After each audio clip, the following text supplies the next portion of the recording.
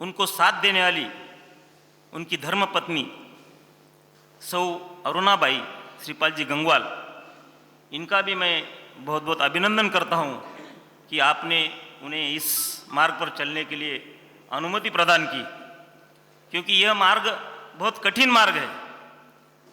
हम देखते हैं साधु संतों को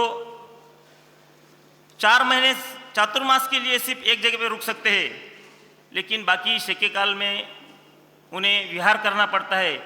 और हमारा विहार पैदल होता है, जहाँ पर कहीं पर भी कभी कभी असुविधा होती है, फिर भी हमारे संत उसको अपने संयम के मार्ग पर चलने के लिए उसको प्राप्त ये करते हैं।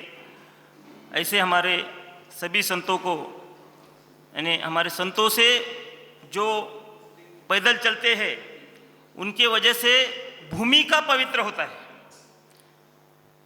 क्योंकि एक बहुत तेरा पंथ भवन में गया था, वहाँ पर एक स्तवन हुआ था, सजन रे झूठ मत बोलो वहाँ पैदल ही जाना है।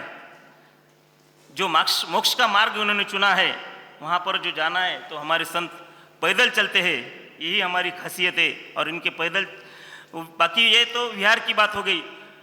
रास्ते में गोचरी का प्रश्न आता है, और मुझे लगता है कि दिगंबरी समाज में तो एक ही वक्त का वहाँ पर भोजन ग्रहण किया जाता है, और वो भी खड़े खड़े वो ग्रहण करके उसको लेना पड़ता है। ये बहुत कठिन बात है, लेकिन उम्र की 79 साल के इस उम्र में उन्होंने इस निर्णय लिया कि मुझे संयम के मार्ग पर चलना है और इस भगवान महावीर का जो विचार और प्रसार प्रचार करना है और अपना भी आत्मकल्याण करना है। इसके लिए उन्होंने ये मार्ग चुना है। मैं सकल जैन समाज और सकल राजस्थानी समाज चतुर्विद चतुर्मास समिति 2022 की ओर से उनको बहुत बहुत धन्यवाद देता हूँ, उनका अभिनंदन करता हूँ। और आगे की सूचना के लिए मैं श्रीमान नरेंद्र जी महाजन इनको कहता हूँ। जय जिनेन्द्र, जय आनंद, जय गणेश। अशोक भाऊ। परम पूज्य प्रज्ञा समरी प्रणव मुनि जी महाराज साहब, करुणामूर्ति परम पूज्य किरण सुधा जी, आदि थाना 8, सभी संघ को मेरा कोटि कोटि नमन। आज एक सुवर्ण अवसर हमें प्राप्त हुआ है और हमारे लिए खुशी की बात है। हमारे बीड़ जिला के भूमिपुत्र और नामांकित उद्योगपति माननीय श्री श्रीपाल जी गंगवाल, इनको हर कोई व्यक्ति जानता है। प्रथमतः वो उद्योजक में प्रसिद्ध थे। केवल उद्योजक ही नहीं रहे, तो उन्होंने अनेक सामाजिक कार्य से अपनी खुद की एक छवि, एक अपना नाम संपूर्ण भारत भर में उनका एक नाम है।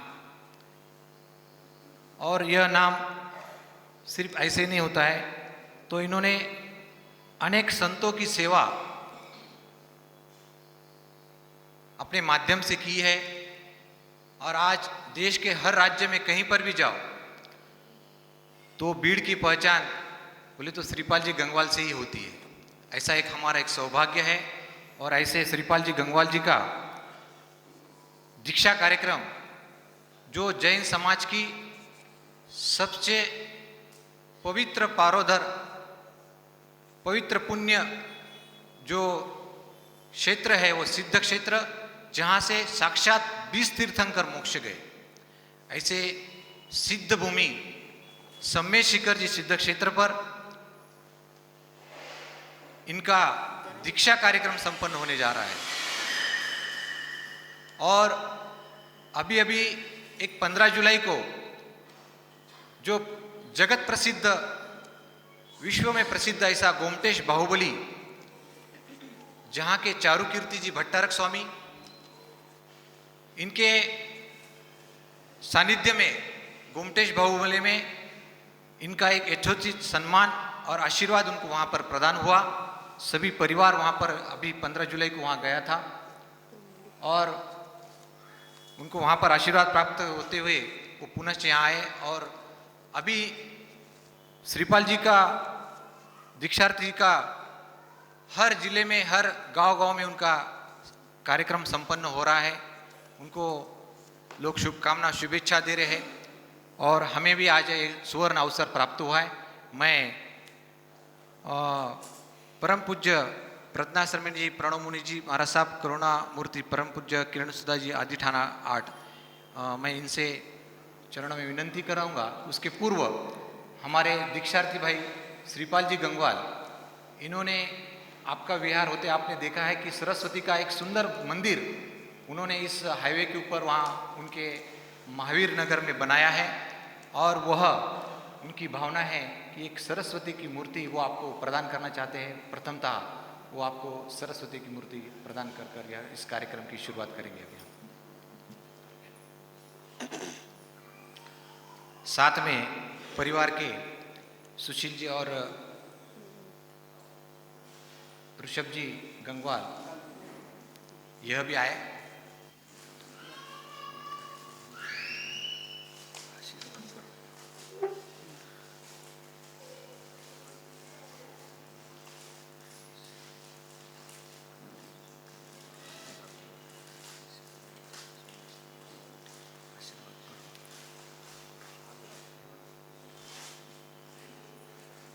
दीक्षार्थी भाई श्रीपाल जी गंगवाल,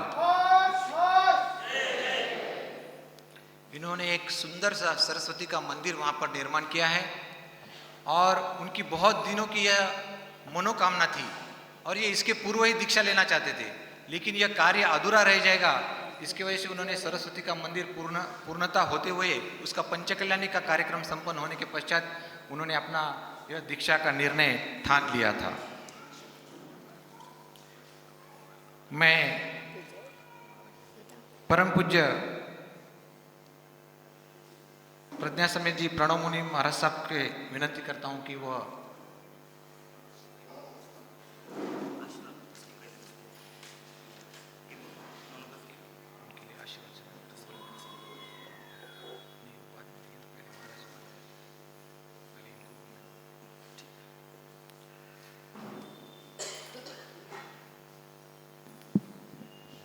मैं महाराज साहब से विनंती करूँ कि वो आशीर्वचन देवे दीक्षार्थी। अच्युतं वृषभं शान्तिजिनेश्वरं वीरमहावीरं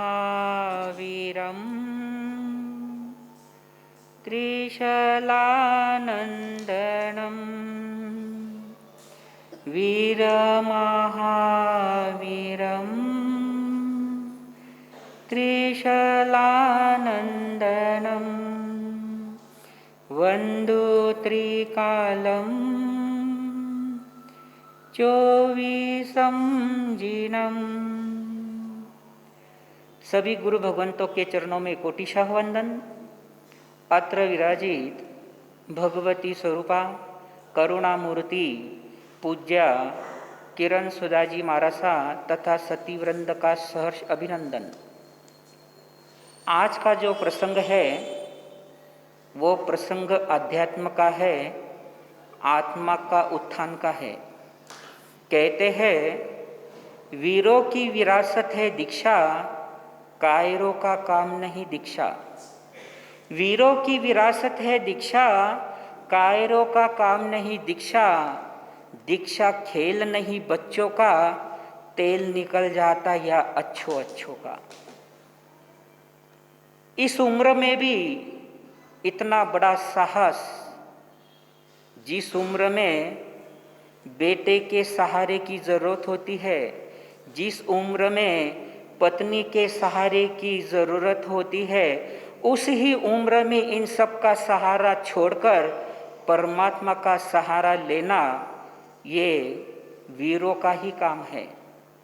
अभी पूज्य महासती जी को उन्होंने माँ सरस्वती की मूर्ति अर्पण की। बिना ज्ञान के संयम नहीं होता और बिना ज्ञान के मोक्ष भी प्राप्त नहीं होता।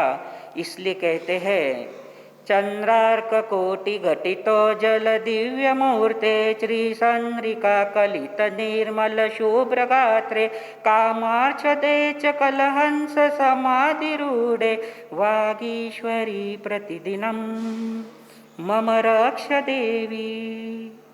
मतलब सरस्वती ज्ञान के आधार से स्व की भी रक्षा होती है और पर की भी रक्षा होती है और 6 जीवों की रक्षा भी होती है। अभी अभी कल संसार जगत के जिन्होंने सीए में अपना नंबर लाया है, पास किया है, उसका आप सभी ने सम्मान बहुमान और उनकी यशोगाथा गाई, बराबर है ना? क्योंकि वो संसार जगत के सीए बने। सीए का अर्थ क्या है? चार्टर्ड अकाउंटेंट, बराबर है ना? अध्यात्म जगत में भी सीए है, परमात्मा महावीर के भी सीए है और आज वो ही सीए बनने जा रहे हैं हमारे गंगवाल जी। अब आपको प्रश्न ये पड़ता है कि भाई सीए का अर्थ तो सिर्फ चार्टर्ड अकाउंटेंट ही होता है, लेकिन परमात्मा के राह पर सीए बनने की जरूरत क्या है? बराबर है ना? लेकिन मैं कहता हूँ परमात्मा के राह पर सीए जरूर बनना है, इसलिए कहते हैं मुझे सीए बनना है। और सीए का अर्थ है सी फॉर चारित्र और ए फॉर आकर्षण। जिन्हें चारित्र का आकर्षण होता है वो ही परमात्मा के राह पर आते हैं और वो ही दीक्षा लेता है। चारित्र का अर्थ ही है सामायिक और सामायिक का अर्थ है दीक्षा, बराबर है ना?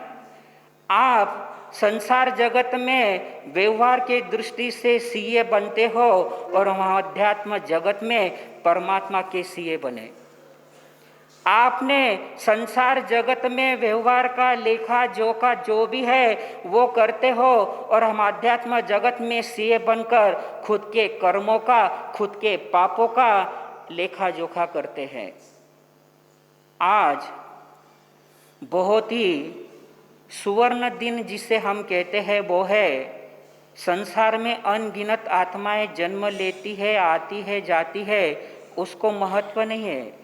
लेकिन जो आत्माएं परमात्मा की राह पर निकलकर अपने जीवन का कल्याण करती है वास्तव में वही आत्मा परमात्मा बनती है। आज वही आत्मा परमात्मा बनने जा रही है, गंगवाल जी की आत्मा। मेरे गणेश गुरु परमात्मा तुम्हें वंदना करे मेरी आत्मा। आज मैं मेरी ओर से और संपूर्ण महासती जी की ओर से गंगवाल जी को बहुत बहुत साधुवाद देते हैं, बहुत बहुत धन्यवाद देते हैं। जिस लक्ष्य को लेकर आप स्वयं के पथ पर जा रहे हो वो लक्ष्य आपला शीघ्रातिशीघ्र पूर्ण हो, उस लक्ष्य को आप शीघ्रातिशीघ्र प्राप्त करें। इन्हीं शुभ मंगल भावों के साथ अपने शब्दों को विराम देता हूँ। ओम शांति।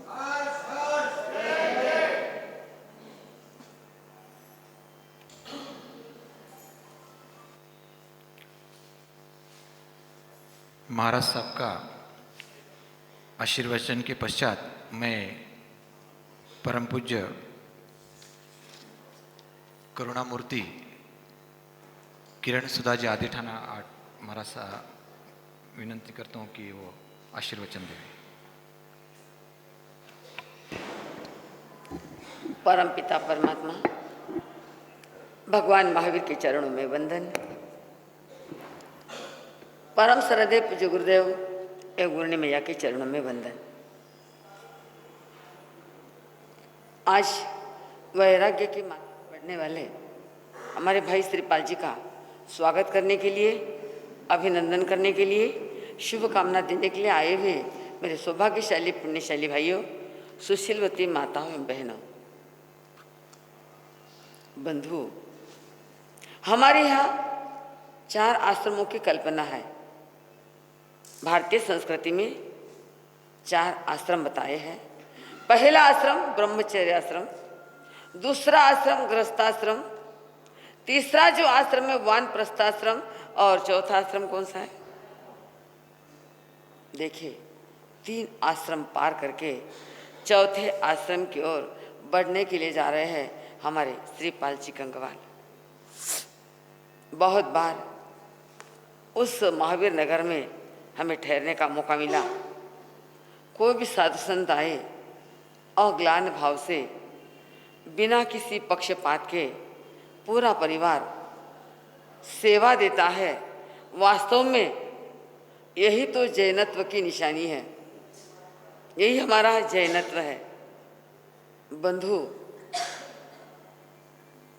हमारे मन में विचार आता है कि इस उम्र में उस संयम के मार्ग पर, बंधु मैं आप सबसे पूछना चाहूंगी, आप अनुमोदना करने के लिए आए हो, शुभ कामना देने के लिए आए हो, अभिनंदन करने के लिए आए हो, स्वागत करने के लिए आए हो, उनका स्वागत किससे करोगे आप? उनको आपकी फूलमाला की कोई आवश्यकता नहीं है, आपके वस्त्र आभूषणों की कोई आवश्यकता नहीं है, आपके द्रव्य चीजों की कोई आवश्यकता नहीं है, उन्हें देना ही है। तो क्या दोगे आप? बोलो सब लोग, क्या आवाज ही नहीं आती आपकी? हाँ, तप और त्याग उनको देना है। जिस मार्ग पर वो बढ़ रहे हैं, जिंदगी में हमेशा के लिए जिन्होंने संसार का मोह ठुकरा दिया, संसार के मोह पर विजय प्राप्त कर ली, और ऐसे आत्मा को तहे दिल से हमें तप और त्याग के द्वारा अनुमोदना करना है। वो पूरे जिंदगी भर के लिए घर छोड़ रहे, आप 1 घंटे के लिए भी घर छोड़ने के लिए तैयार? मैं हमारी काफी बहनों को बोलती, भाई श्रावक जी नहीं आया, मारा सा वे थानक की पायरी नहीं चढ़े, थानक में नहीं आवे, क्योंकि हमारी बहनें चेलना बनी ही नहीं। यदि वो चेलना बनी होती तो अपने पति को श्रेणिक बनाए बिना रहती नहीं।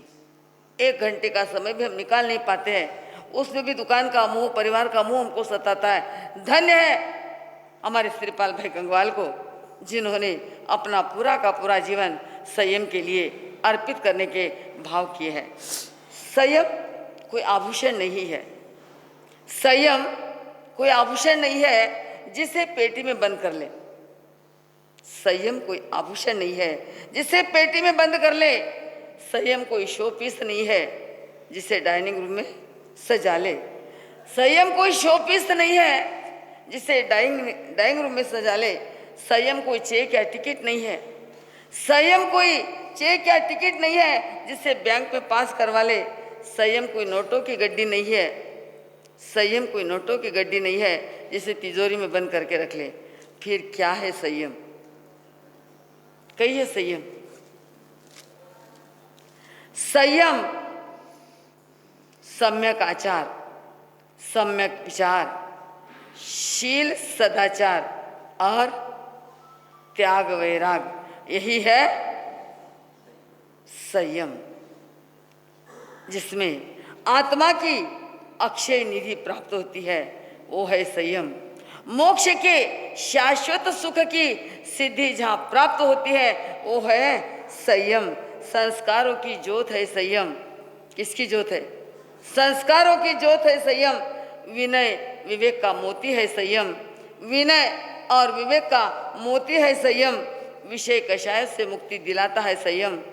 विषय कषायों से मुक्ति दिलाता है संयम। कंकर से शंकर बनाता है संयम। वैराग्य भाव जगाता है संयम। आत्मा को परमात्मा से मिलाता है संयम। किसको मिलना है? आत्मा को परमात्मा से मिलना है तो कहीं लेना है।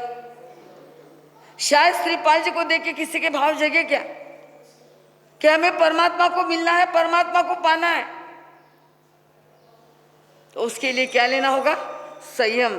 कहते हैं जिनका पुण्य रूपी सूर्य मध्याह्न में चमकता है उन लोगों को ही ऐसे अवसर प्राप्त होते हैं। किसको? जिनका पुण्य रूपी सूर्य मध्याह्न में चमकता है, जिनका पुण्य प्रबल हो उनको ही ऐसे अवसर प्राप्त होते हैं। हम श्रीपाल जी को यही कहेंगे, आपका अणगार धर्म आपका आर्टफुल बने, अणगार धर्म आपका आर्टफुल बने, कार्य तुम्हारा वंडरफुल बने, कार्य तुम्हारा वंडरफुल बने, वाणी तुम्हारी पावरफुल बने, वाणी तुम्हारी पावरफुल बने और संयमी जीवन आपका सक्सेसफुल बने, संयमी जीवन आपका सक्सेसफुल बने। आज गंगवाल परिवार के अंदर चारों ओर तप और त्याग की रोशनी आपने फैलाई है। आपका नाम भी श्रीपाल है और आप शाश्वत श्री यानी लक्ष्मी, शाश्वत सुख की लक्ष्मी को पाने के लिए आपने कदम बढ़ाया है। तो आपके लिए हम तहे दिल से यही शुभकामना देते हैं। कहते हैं दीप प्रज्वलित हुआ नया सवेरा, दीप प्रज्वलित हुआ नया सवेरा, गंगवाल कुल के प्रांगण में, गंगवाल कुल के प्रांगण में रोशनी से हुआ उजाला। झिलमिल सितारे आपको करते हैं नमन, वीर पिताजी आपका सब करते हैं शत अभिनंदन, शत अभिनंदन। निर्मल विचारों के अनुरूप खुशियों से खिलता है आंगन, निर्मल विचारों के अनुरूप खुशियों से खिलता है आंगन। आपके ही प्रतिरूप सज रहा है जी शासन का प्रांगण। वीर पथ पे चलने वाले वीर साधक, वीर पथ पर चलने वाले वीर साधक, आपका हम सब करते हैं शत शत अभिनंदन, शत शत अभिनंदन। चित्रण क्या करूं जिनका जीवन खुद एक विश्लेषण है, जिनके जीवन के बारे में हम क्या कहें, जिनका जीवन ही खुद एक विश्लेषण है। लाखों की भीड़ में बने वो पथ प्रदर्शक है, लाखों की भीड़ में बने वो पथ प्रदर्शक है। संयम रूपी आभूषण से जिसने अपने आप को सजाया है, ऐसे हमारे वीर मार्ग पर चलने वाले गंगवाल भाई साहब को हम बहुत बहुत शुभकामना देते हैं, शत शत अभिनंदन करते हैं। संयम के अंदर बहुत बड़ी ताकत है। परमात्मा भगवान महावीर ने कहा पच्छाविते पयाया क्षिपम गच्छन्ति अमर भवनाई। पच्छाविते पया, पिछली उम्र में भी यदि कोई संयम के मार्ग पर अपने कदम बढ़ाता है, वो निश्चित ही अपने लक्ष्य को प्राप्त किए बिना रहता नहीं है। आज उम्र की ढलती उम्र में जिन्होंने अपना मानस बनाया, अपना साहस बनाया, अपनी हिम्मत बनाई, अपना शौर्य जगाया, अपनी शक्ति जगाई और संयम के मार्ग पर चलने का जिन्होंने मानस बनाया, उन श्रीपाल भाई साहब को मैं तहे दिल से बहुत बहुत बहुत शुभकामना देती हूँ। आपका पथ प्रशस्त बने, आप जिस मार्ग पे जा रहे हो आपका मार्ग वो खूब खूब पथ प्रशस्त बने, आप खूब आगे बढ़े और जी शासन में आप अपना नाम आगे बढ़ाए। इन्हीं शुभकामना के साथ मैं आपको बहुत बहुत बहुत बधाई देती हूँ। क्यों कि मैं परिचित नहीं, हम बहुत बार महावीर नगर गए हैं, बहुत बार उस महावीर नगर में हम ठहरे, काफ़ी उनका हमारा परिचय रहा है। आज का कोई परिचय नहीं है, इसके पहले भी हम बहुत बार वहाँ रुकने का मौका मिला। तो एक निस्वार्थ भाव से, अपक्षपात भाव से, आज हमारे मन में तो बड़े पक्षपात है, लेकिन धन्य है राग द्वेष विजेता के मार्ग पर चलने के पहले ही जिन्होंने राग और द्वेष को जीतने की कोशिश की, ऐसे गंगवाल भाई साहब को मैं बहुत बहुत बधाई देते हैं। अपने शब्दों को विराम देती हूँ। ओम शांति।